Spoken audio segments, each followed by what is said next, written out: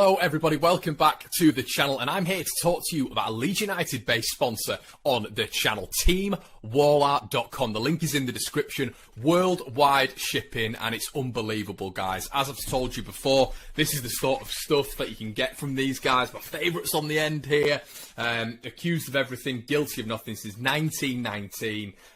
You can get this one for $5.99 if you buy another one for $7.99, and I did that. I've got the one of Marcelo Bielsa here, a beautiful image, really good quality as well, by the way, and of course the title winning boys. Some really good stuff on there, guys. As I said, the link is in the description. I went to these guys. I love this sort of stuff, and they are Leeds United fans. Go check it out. Enjoy the video.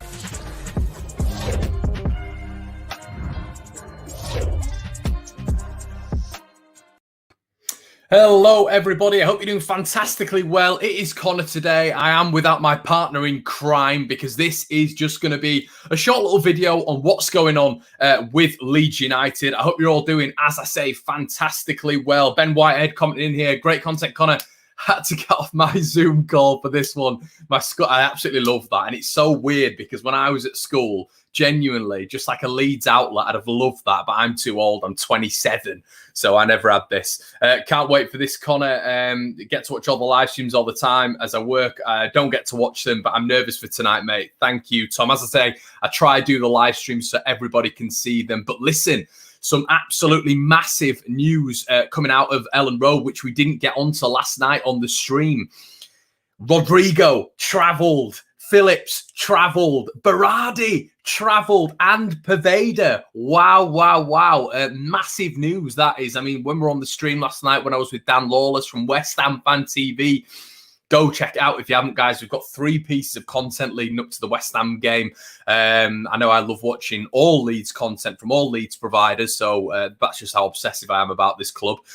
But go check it out. But Dan, none of this news had broken by the time we were talking. We were hearing rumours and stuff like that. But it sounds like the full squad has been revealed, which is the exact same squad plus those 4. Obviously released by Leeds United Live this morning. So it does look like the full squad is there. It's not a hoax. It's not from previous weeks. It's not this, that, and the other. And what I wanted to do is, I wanted to go through bits and bats of where Rodrigo played against West Ham last time, where Phillips played against West Ham last time, and how successful they were and what problems West Ham provided those 2, but how can they improve Leeds United? How are they going to improve us in this game? And is it a huge lift for Leeds? Because in my personal opinion, it really is a massive lift. Nigel D, thanks for this kind of great interruption to my boring lockdown Monday. Yeah, we've realised that, midday streams, a lot of you guys are watching, and I would be as well. Gordon White says, another great podcast, uplifting news. Let's go Leeds, says Vic Vinegar, cracking name. Full squad, amazing, says Jules D. Louis coming in and saying, quality top today, mate. My fave Leeds shirt, that one. I need to start getting them out, mate. I've got a load of retro Leeds tops. I'm a little bit of a weirdo when it comes to collecting vintage tops. Mayor, that hairstyle's against the law. I want to see your hair, Mayor. Yeah, it's all well and good criticising my hair. Let's see your hair. Let's have a look if you've got any hair. Spurs fan here. You beat West Ham and Chelsea in your next 2 games, and we'll beat Arsenal and Villa in our next 2 deal. Yeah, definitely. Okay, so let's get into it anyway. I want to sort of talk about what Rodrigo and what Calvin Phillips are going to be able to bring to this Leeds United squad. Now, if you remember correctly, last time out against West Ham, they were West Ham were very good. They packed out the midfield. We've spoken to Dan about it. They've got much better up front. They've added Jesse Lingard. They've added Mikel Antonio since last time as well. But they have lost Ogbonna. Now, Ogbonna was brilliant against us last time. Got the winning goal, if you remember as well, which was the decider in the game. But Leeds, I have said, were schooled that game. I thought West Ham did a real job on us, but I've watched it back twice now. I've looked at some of the actions of the players, and I've specifically watched it back this morning, the game. And I picked out a couple of things with Rodrigo and with Calvin Phillips on where they can improve Leeds. Now, there's no bones about it. There's no lying about it. their successful actions weren't great in this game, and that was because of how West Ham set up. West Ham set up in such a defensive way, but they counter-attacked with such quality in that game, which really, really hurt Leeds United. Now, Rodrigo in particular, his successful actions in this game, which incorporates everything, shots, passing, long passing, his successful actions in this game was 50%, which was the lowest we've seen from Rodrigo this season. I've just seen Pizarro a £5 for a haircut. Nate, the barbs aren't open over here. I can't do it. But yeah, his successful actions were only 50%, which is the lowest this season for Rodrigo, which once again feeds into the notion of how difficult it was for Leeds United to break that midfield presence of Declan Rice and Thomas Souček down, who were fantastic in that game. So that's something to keep an eye on. You know, we're all talking about Rodrigo coming back. He's played for the 23s, he's had a really good half of the 23s, got 2 goals, but is he going to be able to come back into a fully fledged Premier League game, start the game, and then do very well against 2 real top quality central defensive midfielders who we will be in direct competition with? That's something to take into account, and that's something to look at, definitely. But there are positives with Rodrigo. There are a lot of positives with him. Now, what was absolutely nuts with Rodrigo's last performance was his XG. His expected goals in this game was 0.66, which has been Rodrigo's highest this season. It's been his highest in a Leeds United shirt, which just shows how many key chances he actually did have. You know, we look at the header, we look at the one where he checked back, and we're just going to look at those now. His shots were on point. You know, at this point here, we can see Rodrigo is in the corner there. Rafinha and the Rodrigo link-up was starting to gain a little bit of momentum. Rafinha has the ball here, and you can see Rodrigo, he adds to that attacking presence. He's pointing where he wants the ball. Rafinha plays a lovely ball, and this is where Rodrigo, you've got 2 against 2. You've got Bamford against Balbuena. You've got Rodrigo against Ogbonna. Rodrigo does get the better of him, but he's got to slide the ball into Bamford. It's all about decision making. He doesn't do that. Leeds don't profit from that. You know, we don't profit from that. As you can see from here, the ball is played. It's a wonderful ball. But then we had another really good chance as well via Rodrigo. Now, the ball was played in from Alioski on the left-hand side. Look at the space Rodrigo is in. He's in at least 5 yards of space. He's taken up a really intelligent position, sort of near the penalty spot mark, and he fires this wide, and this is all within the first 20 minutes. It's all within, you know, Leeds' first start, and this was key, really. And as I was talking about the XG being 0.66, this is right at the end of the game. Spain's number 9, getting into that number 9 position. You can see, look, the ball's floated into him, and he heads it straight into Fabianski, and it's a really disappointing effort. He really should have scored in everyone's opinion, but 0.66 on an XG level is very, very high for a midfielder. So Rodrigo was getting himself into these positions. He was aiding Patrick Bamford as well, and we were really unlucky not to get that, not to get a goal. In terms of, would we have deserved it? No, we wouldn't. But overall, we really could have got something out of that game. We really could have done it. It'd have been a complete smash and grab.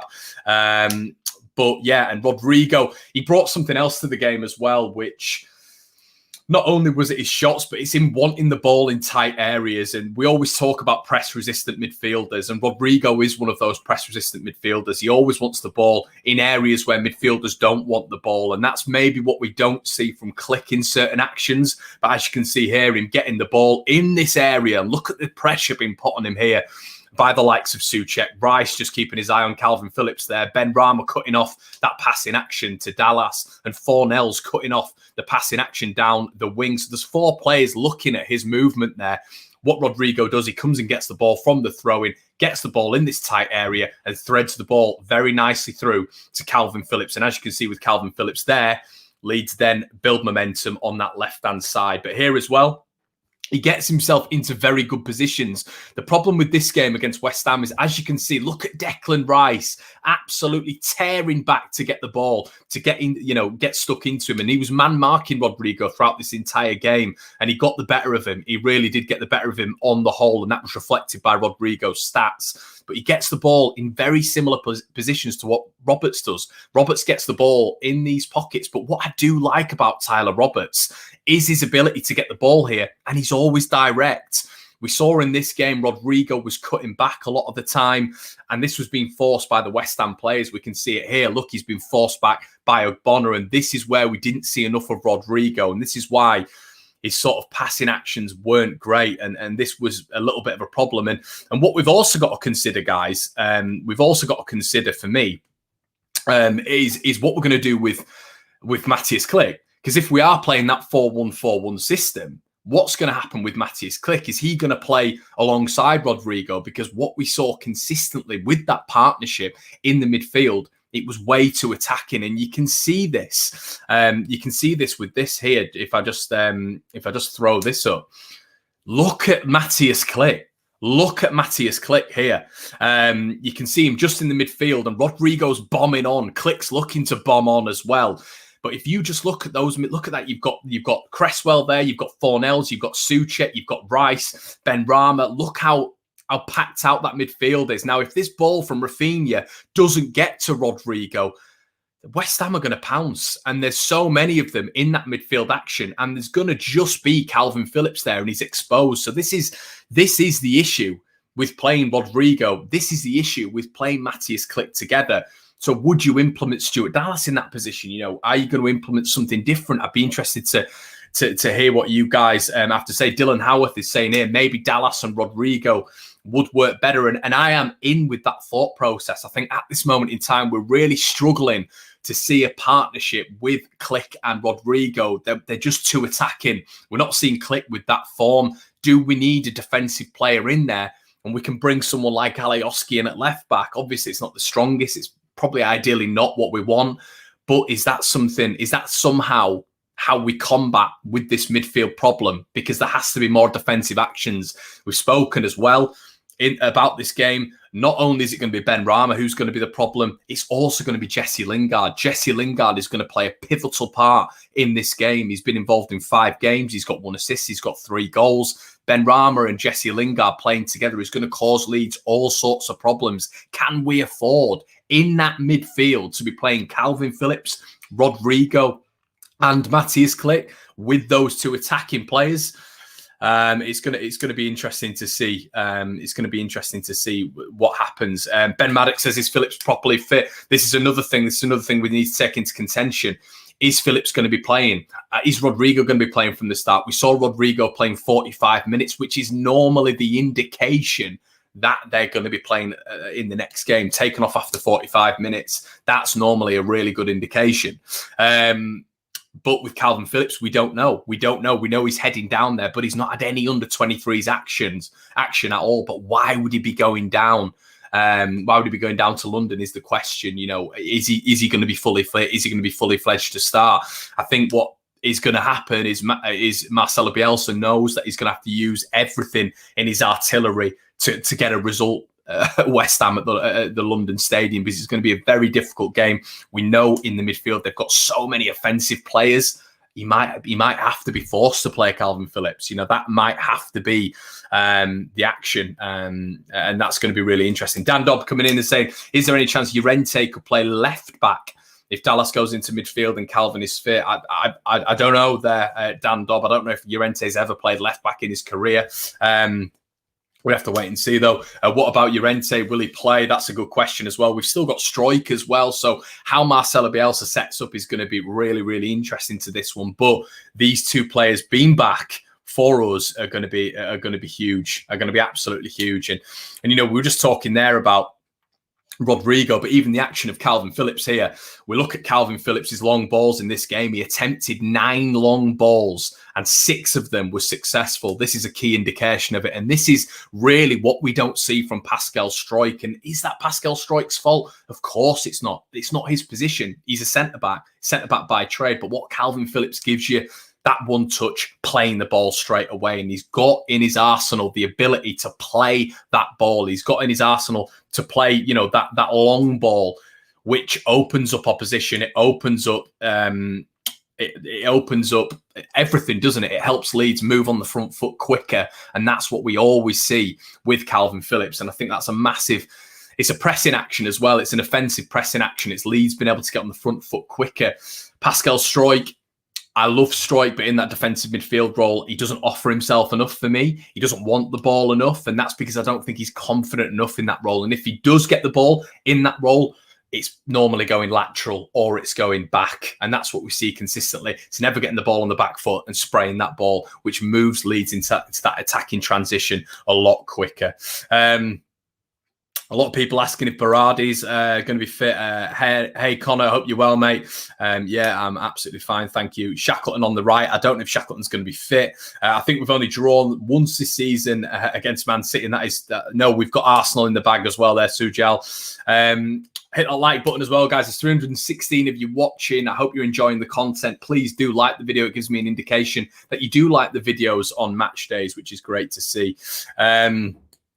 Okay, now, and the other positive thing about Calvin Phillips, and I wanted to flag this up as well, it's what I've said before. It's his ability to get the ball in these areas, and what does he do here, Calvin Phillips? He gets the ball on his right foot, and this is normally an area where you would get Pascal Struijk passing it back to the centre-back. Look at his body shape. It's where he pass it back to the centre-back. And that's not, I'm not slighting on Pascal Struijk. I think defensively he's very good in that defensive midfield role. But going forward, I don't think he has the presence of mind as a Calvin Phillips. What Calvin does here, his body looks closed, but he actually opens his body up, invites the pressure from Ben Rama. Because he's so confident on that back foot, he actually sprays a left-footed pass here, which it was exquisite. It was a brilliant ball. But yeah, and that's what you get with Calvin Phillips in that role.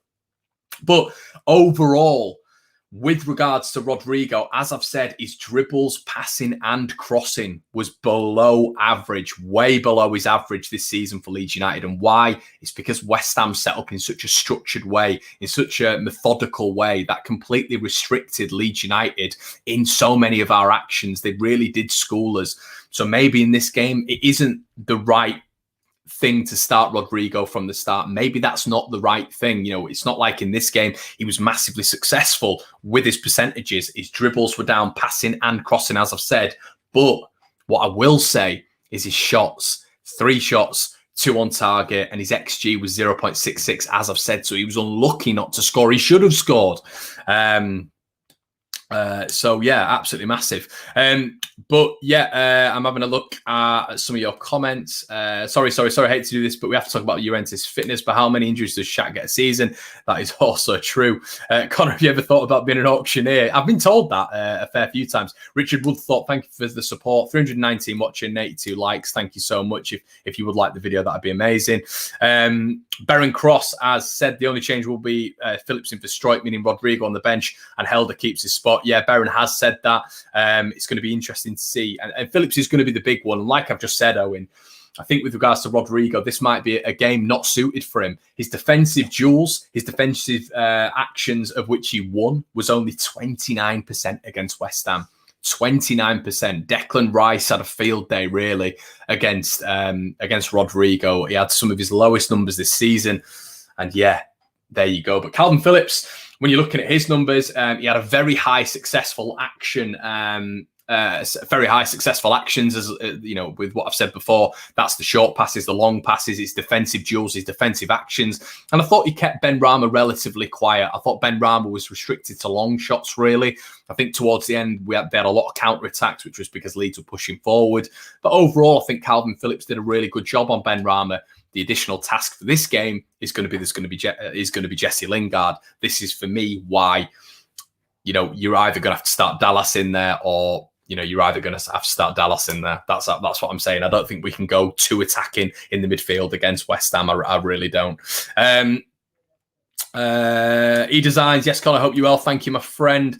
Hi, Connor, you were robbed on the weakest link. I didn't hear the Bamford question. I didn't hear it. Promise you. Connection was dud.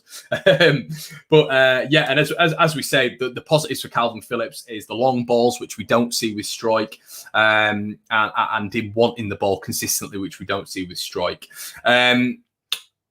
But yeah, and guys, that's it really. We've got to 20 minutes. We've got a lot of people in and around the stream. If you have just joined, you can go back at the starting now. We've got 3 videos that have been out about West Ham United. So make sure you go check that out. Make sure you go check them out. I can see you're all wanting the Leeds content. So as I say, go check it out. Sam says, Connor, are you a season ticket holder? If so, I'd love to see match day vlogs on this channel once fans are back in. We are sorting that, Sam. I was a season ticket holder in League One and the Championship the early days, but unfortunately, because of my job, I'm not able to be a season ticket holder anymore, which is annoying. But it is just how it is. But we are sorting. We've got a few irons in the fire, so don't worry about that. We are looking at match days already here on the One Leeds channel with the additions of certain individuals. So thank you so much, guys, for joining. Have a wonderful day. Check out the videos as well that we've done before, and I will see you in a bit. Cheers.